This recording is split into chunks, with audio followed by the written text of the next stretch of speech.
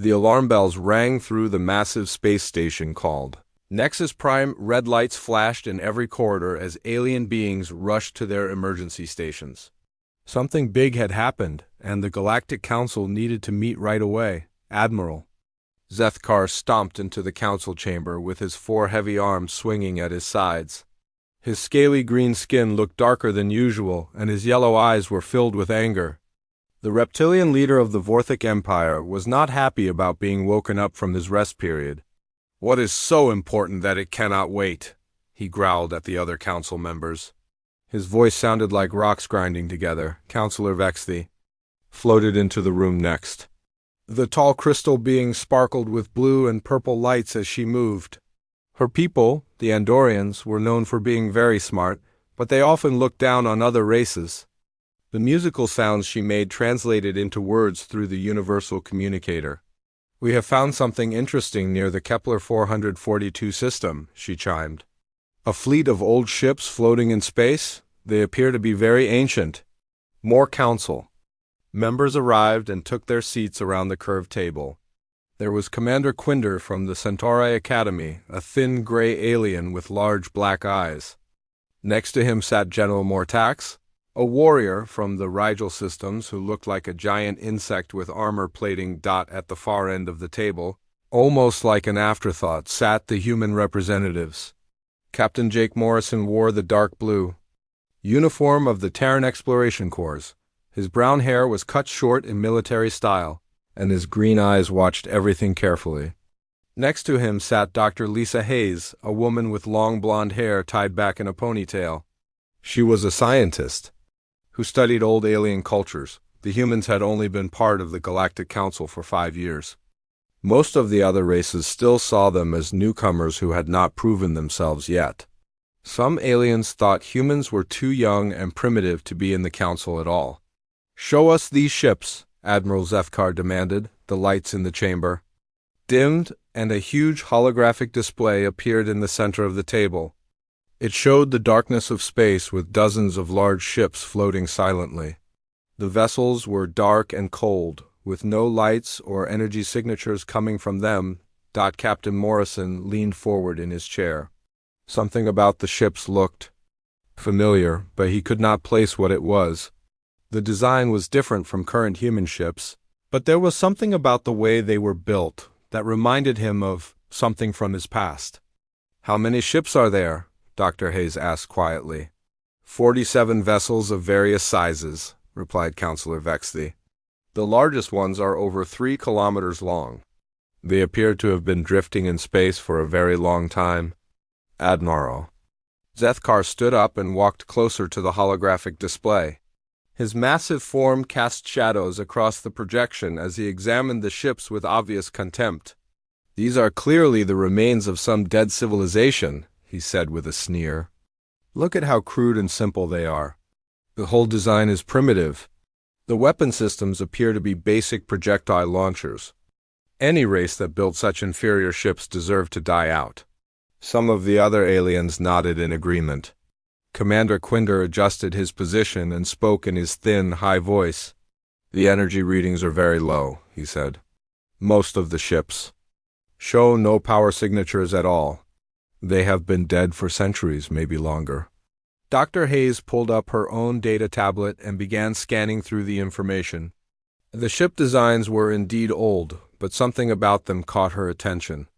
The way the hull plates were arranged, the positioning of what looked like weapon systems, and the overall shape of the vessels triggered something in her memory. "Jake," she whispered to Captain Morrison, "look at the bridge sections of those larger ships, and the way the hull curves near the engine areas." Morrison studied the display more carefully. His military training had taught him to recognize different types of warships and their designs. As he looked at the ancient vessels, a cold feeling began to grow in his stomach. "The construction methods?" he said quietly. "The way they reinforced the hull around the weapon mounts. It looks like military engineering from the early colonial period." General Mortax clicked his mandibles together in what passed for laughter among his kind. "Humans always think everything is about war," he buzzed. "These are obviously cargo ships or mining vessels. The bulky sections are probably for storing materials or processing, or Admiral Zethkar pointed at one of the larger ships with a clawed finger. This is what happens when a species tries to expand into space before they are ready. They build these ugly, inefficient ships and then wonder why they fail. Their shield technology must have been non-existent, added Counselor Vexley. I see no evidence of proper energy field generators or quantum barrier systems. No wonder they were destroyed. The aliens continued to mock the ancient fleet, but Captain Morrison was becoming more and more uncomfortable.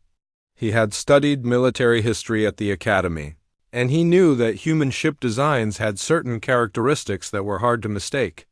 Permission to speak, he said formally. The chamber fell quiet.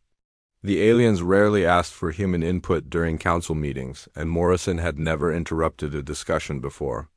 What is it, human? Admiral Zethkar asked with irritation. I request permission to join the investigation team, Morrison said. Earth would like to contribute to the archaeological survey. The aliens exchanged glances. Some of them looked amused, while others seemed annoyed by the humans' presumption. This is clearly beyond human capabilities, Commander Quinder said dismissively. Your species lacks the technology to properly analyze advanced starship systems. We may be young, Dr. Hayes said, standing up next to Morrison, but we have experience with archaeological research, and sometimes a fresh perspective can be valuable.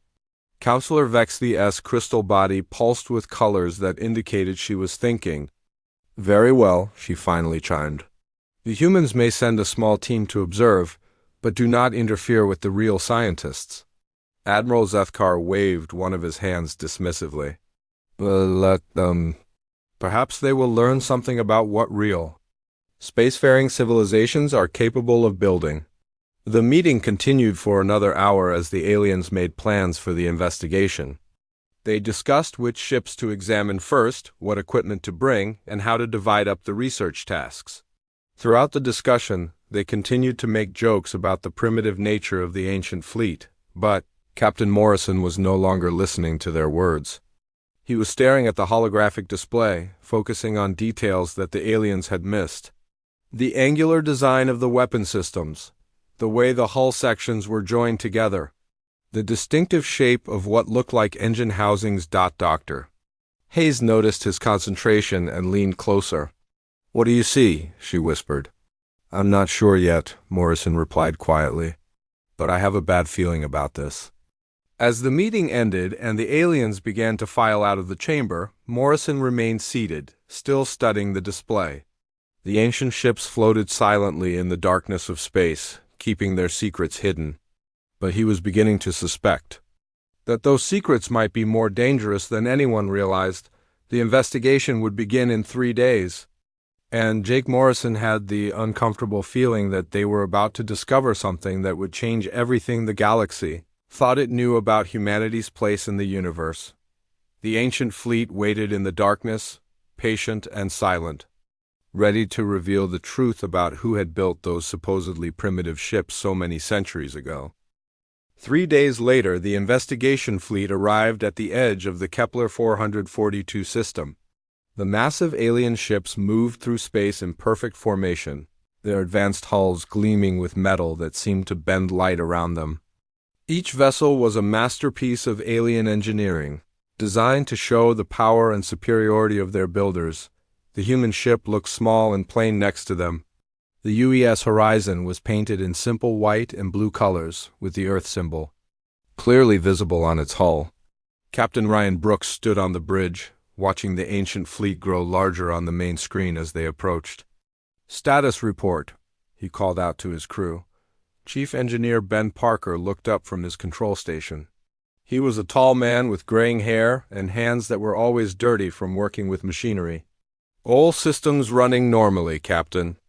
But I have to say, those old ships are bigger than I expected. Communications specialist Amy Chun sat at her station nearby.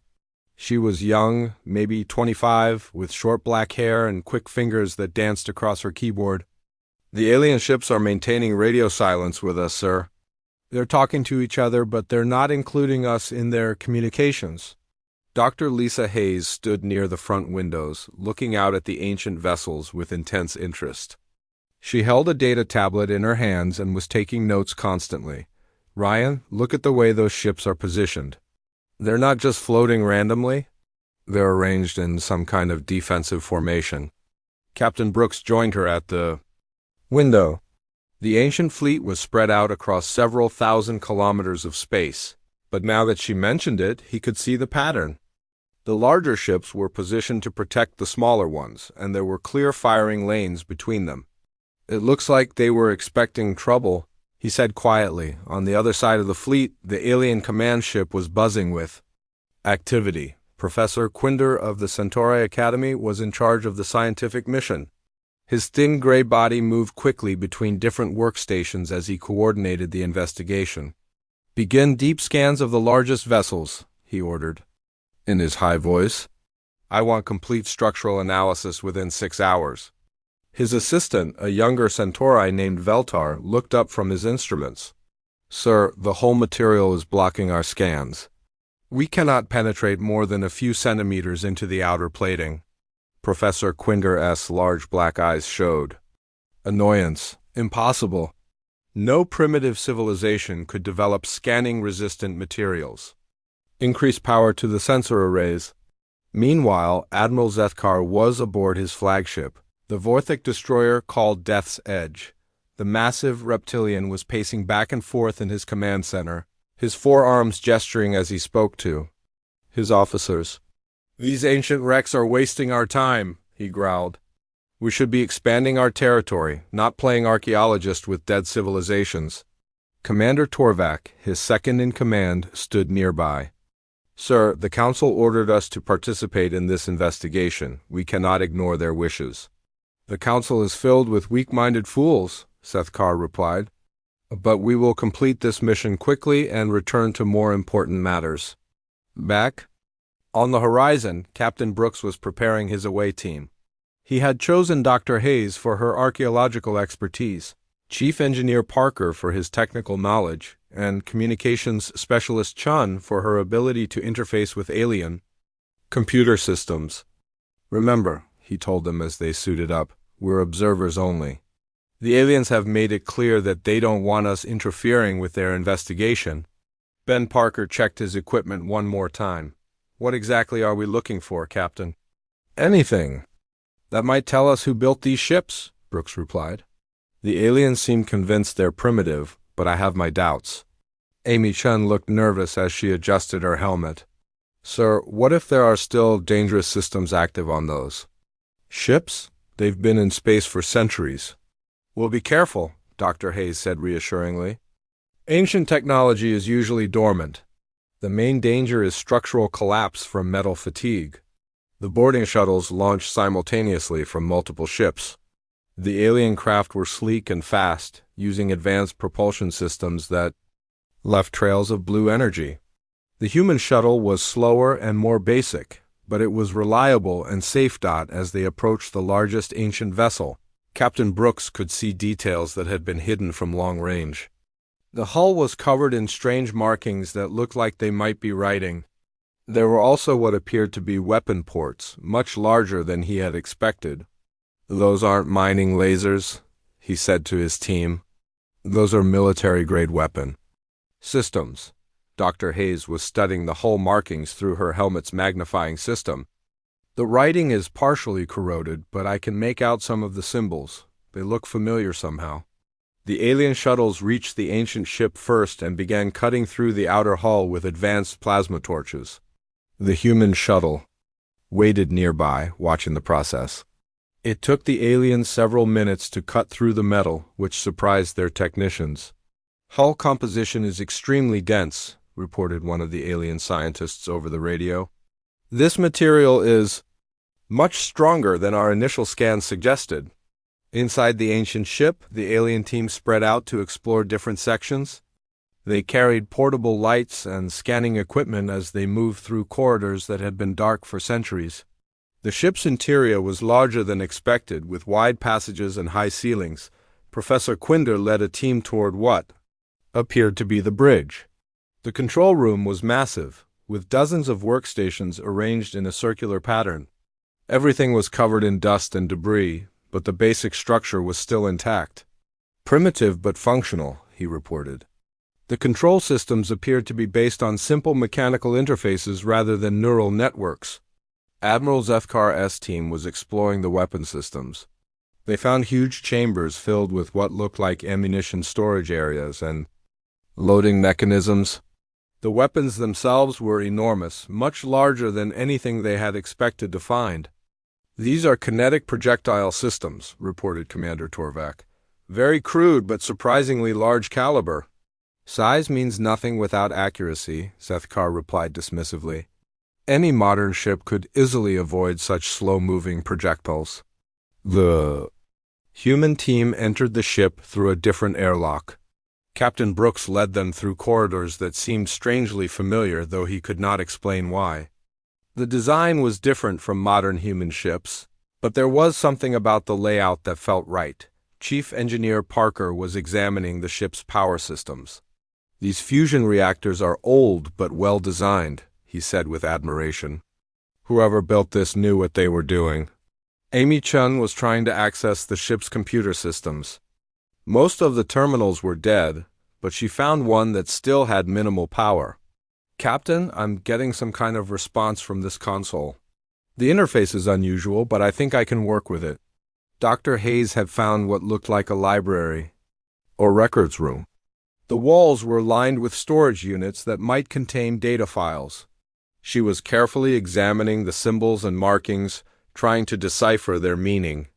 "Ryan, come look at this," she called out suddenly. Captain Brooks hurried over to where she was standing. She was pointing at a section of wall where the dust had been brushed away. Underneath, barely visible but definitely there, were symbols that made his heart skip a beat. The markings were in English letters, worn and faded but still readable. They spelled out words that chilled him to the bone. Earth Colonial Fleet. Deep Space Division. "My God," he whispered. "These are human ships." Dr. Hayes nodded grimly. "Not just human ships, Ryan. These are the ships from the Great Expansion period. The ones that disappeared 800 years ago." Amy Chen's voice came over the radio from where she was working on the computer terminal. "Captain, I'm starting to get some data from this system. It's in English, sir." "Definitely human origin." Captain Brooks felt his mind racing. The aliens were exploring a human fleet, mocking human engineering, and they had no idea what they were really looking at. But why had these ships been abandoned? What had happened to the colonists who built them? "Ben, Amy, Lisa, keep working but stay quiet about what we found," he ordered.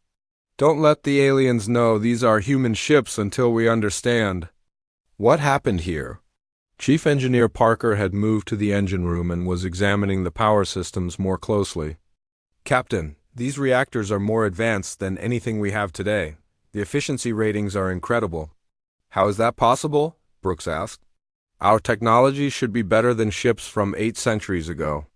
"Maybe we lost knowledge during the dark period after the Great Expansion failed," Parker suggested.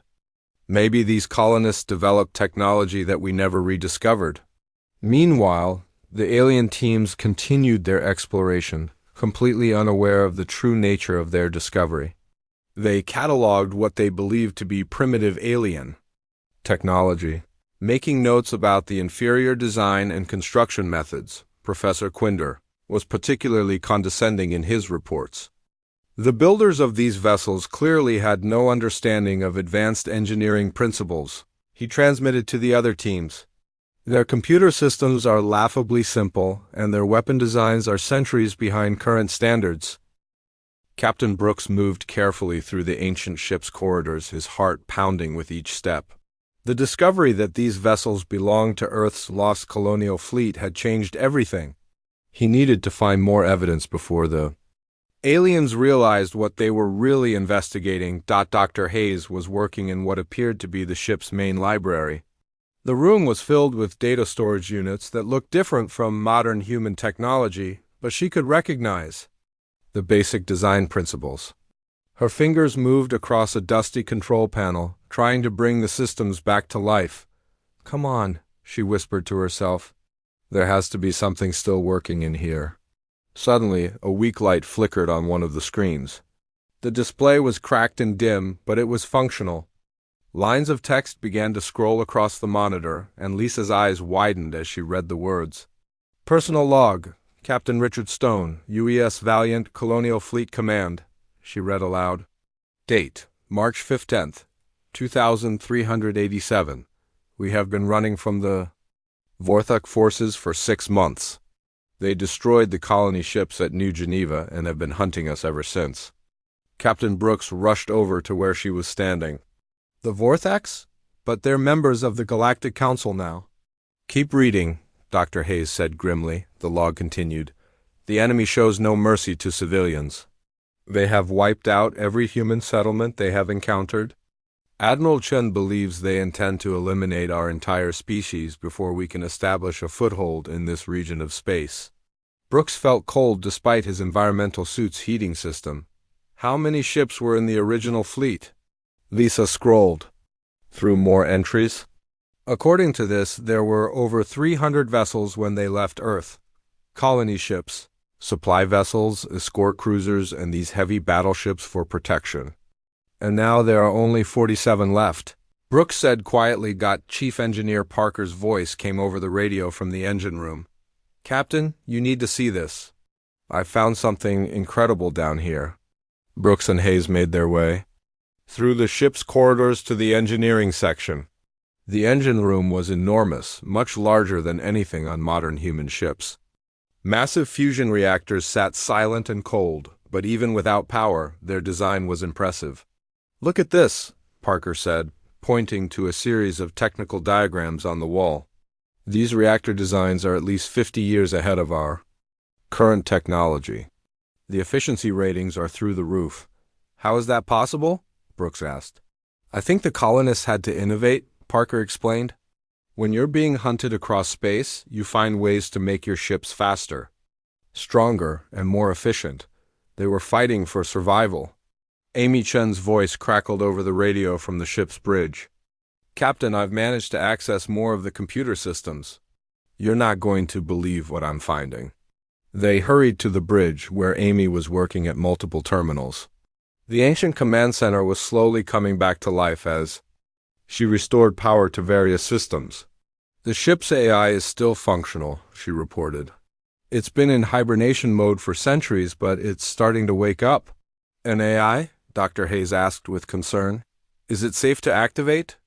I think so, Amy replied. The system is asking for command authorization. It seems to be waiting for orders from a human officer. Captain Brooks approached the main command station. The interface was different from modern systems, but he could understand the basic layout. A voice prompt appeared on the screen, asking for identification. Captain Ryan Brooks, United Earth. Space Command, he said clearly. The bridge lights suddenly came on, and a calm male voice filled the air. Welcome aboard the UES Valiant, Captain Brooks. I am Atlas, the ship's autonomous tactical and logistics system.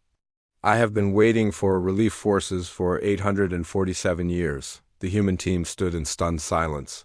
The AI sounded completely normal, as if it had been waiting for them to arrive. Atlas, Brooks said carefully, what happened to the colonial fleet? We were attacked by the Vorthok Empire, Atelius replied. They destroyed our colony ships and pursued us across 17 star systems. We fought a running battle for over 2 years, but we were vastly outnumbered. Where are the other ships? Dr. Hayes asked. Most were destroyed in the final battle at the Vega system, Atlas explained. These 47 vessels are all that remain of the original fleet. We came here to make our last stand. Chief Engineer Parker studied the tactical displays that were now showing on the bridge screens. Why didn't you fight back? These ships look heavily armed. We did fight, Engineer Parker, Atlas said sadly. But the Vorthax had superior numbers and technology. For every ship we destroyed, they sent 10 more. Our weapons were effective, but we simply could not match their production capacity. Amy Chun was accessing the ship's historical records. Atlas, the Vorthax are now members of the Galactic Council. They claim to be peaceful explorers. That is their standard method of operation, ATLAs replied. They eliminate emerging civilizations and then present themselves as benevolent leaders to the survivors. They have done this to dozens of species over the past 2,000 years. Captain Brooks felt anger building in his chest. You're saying they committed genocide? Correct. The Vorthic Empire systematically destroys any species that might become a threat to their dominance. Humans were simply their latest target. Dr. Hayes was reviewing the ship's database. Atlas, how advanced was human technology when the fleet left Earth? Considerably more advanced than current human capabilities, Atlas answered. The colonial period drove rapid innovation. We had antimatter weapons, quantum shields, and faster-than-light communication systems. What happened to that technology? Parker asked. It was lost when the colonies were destroyed, Atlas explained. The knowledge existed primarily in the colony ships and research stations. When the Vortex eliminated those settlements, they erased centuries of human scientific progress. Meanwhile, the alien investigation teams continued their work, completely unaware of the conversation taking place on the Valiant's bridge. Professor Quinder was examining what he believed to be primitive computer systems, while Admiral Zethkar's team cataloged outdated weapons. The builders of these ships were clearly inexperienced, Quinder reported to his team. Their computer interfaces are crude, and their data storage methods are inefficient. If only he knew he was looking at technology that was centuries ahead of his own civilization's current capabilities. Back on the Valiant, Atlas was providing more disturbing information. Captain, I have been monitoring galactic communications for the past 8 centuries. The Vorthax have established the Galactic Council as a means of controlling potential threats. What do you mean? Brooks asked. They identify promising species and invite them to join the Council. Once inside, they can monitor their technological development and eliminate them before they become dangerous. Amy Chen looked up from her console with alarm. You mean Earth is in danger right now? Affirmative. Based on human technological progress over the past 50 years, the Vorthax will likely move against Earth within the next decade, Dr. Hayes was studying the tactical databases. Atlas, what would it take to defend against a Vorthak attack? The colonial fleet's weapons and shield technology would be sufficient, Atlas replied. However, that knowledge was lost with the colonies. But you still have the technical specifications, Parker said hopefully. Correct. All colonial fleet innovations are stored in my databases. I was designed to preserve human knowledge and technology for future generations. Captain Brooks realized the implications. You're saying we could rebuild the colonial technology? Yes, Captain, but time is limited. The Vorthax will not wait indefinitely. The conversation was interrupted by a communication from the alien fleet. Professor Quinder's voice came over the radio, speaking in the condescending tone he always used with humans. Human vessel, we are preparing to return to Council space. Your presence is no longer required. Brooks looked at his team. They had discovered something that could change the fate of humanity, but they were surrounded by the very aliens who had tried to destroy their species centuries ago. Atlas, he said quietly, are the Valiant's weapons still functional? All systems are operational, Captain. The ship has been in hibernation mode, but it can be fully activated within minutes. What about the other ships in the fleet? They are all equipped with the same AI systems. I can wake them simultaneously if necessary. Brooks made a decision. That would alter the course of galactic history. Atlas, begin activation sequences for all colonial fleet vessels. It's time to remind the galaxy that humanity is not as helpless as they believe. The ancient human fleet began to stir. After 8 centuries of silence, the ships that had been mocked as primitive relics were about to reveal their true nature. The aliens were about to learn that they had gravely underestimated the species they had tried to destroy. And Captain Ryan Brooks was about to make sure that humanity's lost children would finally have their justice. The news of what they had discovered spread quickly through the human team. Captain Brooks called an emergency meeting with the other human ships in the investigation fleet. Within an hour, every human captain in the area knew the truth about. The ancient vessels. Captain Sarah Martinez of the UES Explorer was the first to respond. Her ship had been conducting surveys on the outer edge of the fleet when she received Brooks' coded transmission. "Ryan, are you absolutely certain about this?" she asked over the secure channel. "The AI confirmed everything," Brooks replied grimly. "These ships belong to the lost colonial fleet. The Vortex wiped out our colonies 800 years ago." Captain Dave Wilson of the UES Pathfinder joined the conversation. His voice was filled with anger. "So while we've been sitting in council meetings with these murderers, they've been planning our destruction." Dr. Hayes was reviewing more of the historical data that Atlas had provided. According to the records, the Vortex didn't just attack military targets.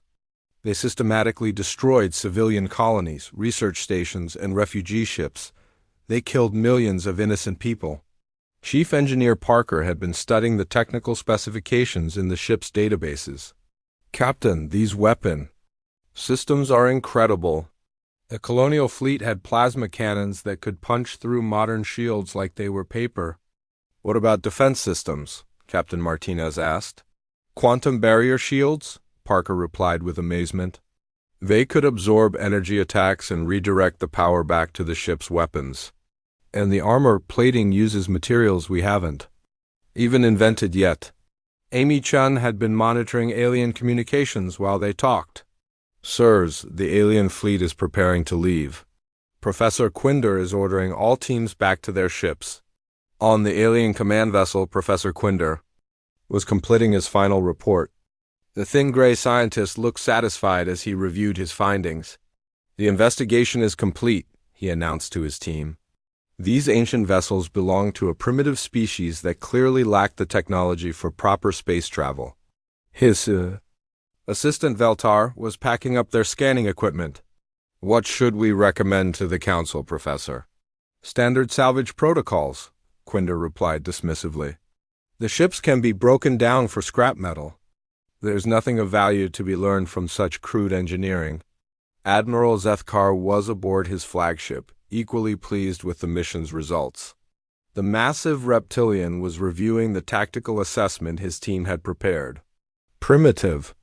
Kinetic weapons and basic hull plating," he growled with satisfaction. "No wonder this species died out." Commander Torvak stood nearby, holding a data tablet. "Sir, should we be concerned about the human presence during this investigation?" "Humans?" Zethkar laughed, a sound like grinding rocks. "They are even more primitive than the builders of these derelicts. They pose no threat to the Empire." But while the aliens congratulated themselves on another successful mission, the ancient human fleet was quietly coming back to life. Deep within each vessel, AI systems that had slept for centuries were awakening. Power flowed through conduits that had been cold for generations.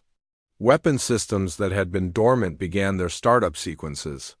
Atlas coordinated the resurrection of the fleet from the Valiant's bridge. "All ships reporting ready status, Captain Brooks," the AI announced. 47 vessels are now fully operational." "How long before the aliens notice?" Brooks asked. "Unknown. Their sensors are focused on packing up their equipment. However, once we begin moving, detection will be immediate." Dr. Hayes was studying the fleet's tactical capabilities. "ATLAS, what are our chances against the current alien fleet?" "Excellent," the AI replied without hesitation. "The alien vessels are designed for exploration and research, not combat. Our ships were built specifically for warfare against Superior." "Numbers." Captain Brooks contacted the other human ships again. "All vessels, this is Brooks. We have a choice to make. We can let the aliens leave and report their findings to the Council, or we can act on what we've learned." "What are you suggesting?" Captain Wilson asked. "The Vortex have been planning humanity's destruction for years," Brooks replied. "Atlas has evidence of their involvement in attacks on other species as well. This isn't just about revenge for the colonies. This is about preventing another genocide." Captain Martinez's voice was steady despite the magnitude of what they were discussing. "Ryan, if we act against Council members, Earth will be branded as aggressors. And if we don't act, Earth will be destroyed just like the colonies were? Brooks countered. At least this way, we'll have the technology to defend ourselves. The human captains fell silent as they considered their options. They were being asked to make a decision that would affect the entire future of their species. Meanwhile, the alien teams were boarding their shuttles to return to their ships. Professor Quinder took one last look at the ancient human vessel. He had been investigating. "Farewell, primitive relics," he said mockingly. "You have taught us that some species are simply not meant for the stars." Admiral Zethkar was already aboard his flagship when his sensors officer noticed something unusual. "Sir, I'm detecting energy signatures from the ancient fleet." "Impossible," Zethkar growled. "Those ships have been dead for centuries." "Sir, the readings are definitely coming from multiple vessels. Power levels are increasing rapidly." On the bridge of the Valiant, Captain Brooks made his decision. "ATLAS, transmit the historical records to all human vessels. Make sure every captain knows what really happened to the colonial fleet." "Transmission complete, Captain." Brooks opened a channel to the entire human flotilla. "All ships, this is Captain Brooks. You've now seen the evidence of what the Vortex did to our people. The question is, what are we going to do about it?" Captain Martinez was the first to respond. "The Explorer stands with you, Ryan." "The Pathfinder is ready," Captain Wilson added. One by one, every human captain in the fleet pledged their support. They had seen the truth, and they were not going to let their ancestors' sacrifice be forgotten. "Atlas," Brooks said firmly, "signal the fleet. It's time to announce ourselves." Across the ancient fleet, running lights began to flicker on. Ships that had been dark for 8 centuries suddenly blazed with power. Engine signatures that the aliens had assumed were impossible began to register on every sensor in the area, on the alien command ship. Alarms started blaring. Professor Quinder rushed to the bridge, where his crew was staring at displays showing massive energy readings from the ancient fleet. "How is this possible?" he demanded. "Those ships were derelicts." Admiral Zethkar's voice boomed over the communication system. "All vessels, battle stations. The ancient fleet is activating." But even as he gave the order, Zethkar felt a cold fear growing in his stomach. The energy readings were unlike anything in his experience. Whatever was powering those ancient ships was far more advanced than his own technology. On the Valiant's bridge, Captain Brooks stood before the main communication console. He was about to make an announcement that would echo across the galaxy. "Atlas, open a channel to all vessels in the area, both human and alien." "Channel open, Captain." Brooks took a deep breath. "This is Captain Ryan Brooks of the United Earth Space Command. Speaking from the used Valiant of the Earth Colonial Fleet, 847 years ago, the Vorthic Empire attacked and destroyed human colonies across 17 star systems. Today, the survivors return to claim justice for the innocent lives that were lost." The communication channel erupted with shocked voices as aliens across the fleet realized what they were hearing. The primitive ships they had been mocking were not primitive at all. They were human warships from a lost age, and they were very much alive. Admiral Zethkar's voice cut through the chaos. "Impossible. The human colonies were destroyed centuries ago." "The colonies were destroyed," Brooks replied coldly. "But the colonial fleet endured. We have waited 8 centuries for this moment, Admiral Zethkar. We have waited 8 centuries for justice." The ancient human fleet began to move, no longer playing dead. 47 warships that had been built for battle against impossible odds were finally ready to complete their mission. The galaxy was about to learn that humanity was far from defeated, and the Vorthic Empire's reign of terror was coming to an end. The space around the ancient fleet erupted into chaos as Captain Brooks' announcement echoed across every ship in the area. The aliens who had spent days mocking primitive human technology suddenly found themselves face to face with 47 fully operational warships. Admiral Zethkar's massive form shook with rage aboard his flagship. His forearms gestured wildly as he screamed orders to his crew. "All ships, target the ancient fleet. Destroy them before they can power their weapons." But even as he gave the command, his sensors officer was reporting readings that made no sense. Sir, their shield signatures are off the charts. And those aren't kinetic weapons we detected earlier. They're plasma cannons with power outputs exceeding our main batteries. Professor Quinder was frantically reviewing his data from the investigation. How had he missed the signs? The hull materials that blocked their scans, the massive power conduits he had dismissed as primitive, the weapon systems he had assumed, were crude projectile launchers. Everything he had catalogued as inferior technology was actually far more advanced than anything the Council possessed. "Retreat!" he transmitted to his ship's captain. "We must warn the Council."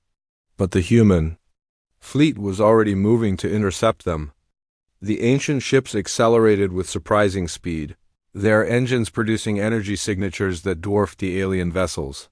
What the aliens had assumed were slow, clumsy derelicts were actually some of the most advanced warships ever built, Captain.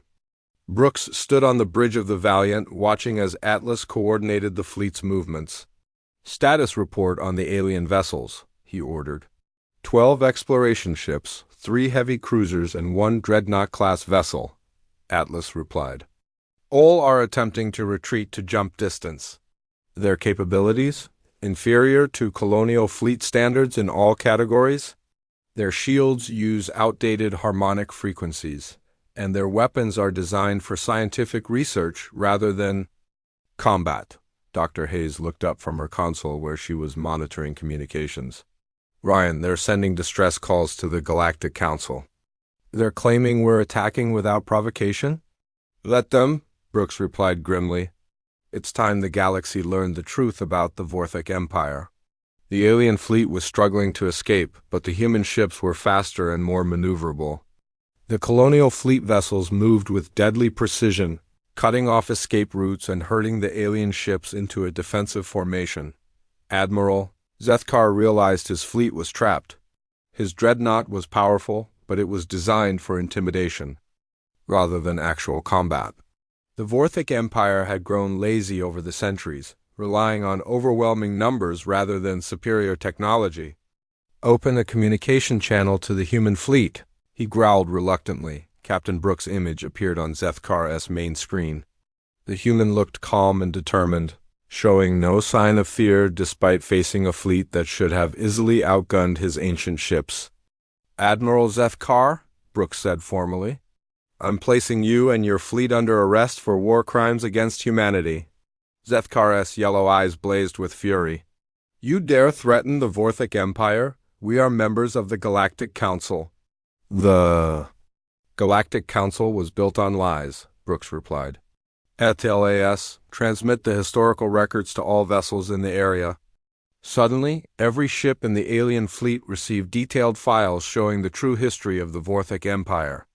Records of systematic genocide, the destruction of peaceful colonies, and the deliberate elimination of emerging civilizations. The evidence was overwhelming and undeniable. Professor Quinder stared at his screen in horror as he read the reports. His own people, the Centauri, had been victims of Vorthic aggression 300 years ago. Entire worlds had been sterilized, billions of lives lost, and the survivors had been told it was a natural disaster. "This cannot be true," he whispered, but the data was authentic, verified by multiple sources and backed up with recordings from the colonial fleet's own sensors. The Vorthax had been conducting a campaign of galactic cleansing for over 2,000 years. Commander Torvak, Admiral Zethkar, as second-in-command, was reading the same files. His loyalty to the Empire began to waver as he learned the truth about his people's history.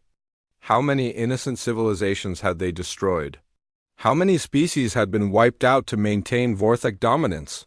"Sir," he said quietly to Zethkar, "the evidence appears to be genuine." "Silence!" the Admiral roared. "These are human lies, designed to turn the Council against us." But other voices were joining the conversation. Captain Martinez of the Explorer was broadcasting on an open channel, ensuring that every ship could hear her words. "People of the galaxy," she announced, "for too long, the Vorthic Empire has hidden behind the facade of the Galactic Council. They have presented themselves as peaceful explorers while secretly eliminating any species that might challenge their power. Today the truth is revealed. The alien crews were in shock. Many had served the Council faithfully, believing they were part of a peaceful alliance. To learn that their leaders had been conducting genocide was almost too much to comprehend. Admiral Zethkar made a desperate decision. All ships, attack formation. We will not be humiliated by these primitive humans. The Vorthak vessels opened fire, their energy weapons lancing through space toward the human fleet. But the ancient ship's quantum barrier shields easily absorbed the attacks, the defensive systems redirecting the energy back to their own weapon systems. Return fire, Captain Brooks ordered calmly. The colonial fleet's plasma cannon spoke for the first time in 8 centuries. Beams of superheated energy struck the alien shields with devastating effect. The Vorthak barriers, designed to stop conventional weapons, were completely overwhelmed by the advanced human technology. Admiral Zethkar's flagship shuddered under the impact. His shields failed within seconds, and damage reports flooded in from all sections of his ship. The humans weren't just fighting back, they were winning easily. "Impossible," he screamed. "Our technology is superior." "Your technology is 800 years behind ours," Captain Brooks replied over the communication channel. "The colonial fleet had to innovate to survive your attacks. While you grew comfortable and lazy, we became stronger. One by one, the alien ships surrendered. Their shields collapsed, their weapons failed, and their crews realized they were completely outmatched. The human fleet that they had mocked as primitive was demonstrating technology that made their own. Ships looked like ancient relics. Professor Quinder was among the first to surrender. His scientific vessel had no weapons and no chance of escape. "Captain Brooks," he transmitted, "I formally surrender my ship and crew. We were deceived about the true nature of our mission." Other alien commanders followed suit. They had joined the Galactic Council, believing it represented peace and cooperation. Learning that they had been tools of genocide was devastating to their morale and their loyalty. Only Admiral Zethkar continued to resist. His dreadnought was badly damaged, but his pride would not allow him to surrender to humans. "The Empire will send fleets to destroy Earth," he threatened. "You cannot defeat our entire military." "We don't need to," Captain Brooks replied. "Atlas, show him the current status of the Vorthak home fleet." The display showed space around the Vorthak homeworld, where dozens of ships hung motionless in orbit. The vessels were dark and powerless. "Their crews unconscious? How?" Zethkar demanded. "Colonial fleet technology includes more than just weapons," Brooks explained. "We have systems your people have never imagined. Your entire home fleet has been disabled by quantum pulse transmissions. They will wake up in a few days with very bad headaches and no memory of the past week." The Admiral's resistance finally crumbled. His ship was crippled, his fleet was captured, and his homeworld was defenseless.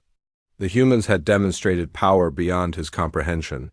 "I surrender," he said finally, his voice filled with defeat. Captain Brooks nodded grimly. "The colonial fleet accepts your surrender. You will be held for trial by the peoples you have wronged." Across the galaxy, the news of the Vorthak Empire's defeat spread quickly. Species that had lived in fear for centuries suddenly realized they were free. The Galactic Council dissolved within hours as member worlds learned the truth about their leaders. Dr. Hayes stood beside Captain Brooks as they watched the alien ships being escorted by human vessels. "What happens now, Ryan? Now we go home," Brooks replied. "The colonial fleet has completed its mission. Justice has been served, and humanity can finally take its rightful place among the stars." The ancient human fleet turned toward Earth, carrying with them the technology and knowledge that would transform humanity into the galaxy's dominant force. The species that had been marked for extinction had not only survived, but had emerged. Stronger than ever, the age of human expansion was about to begin, and the galaxy would never underestimate humanity again.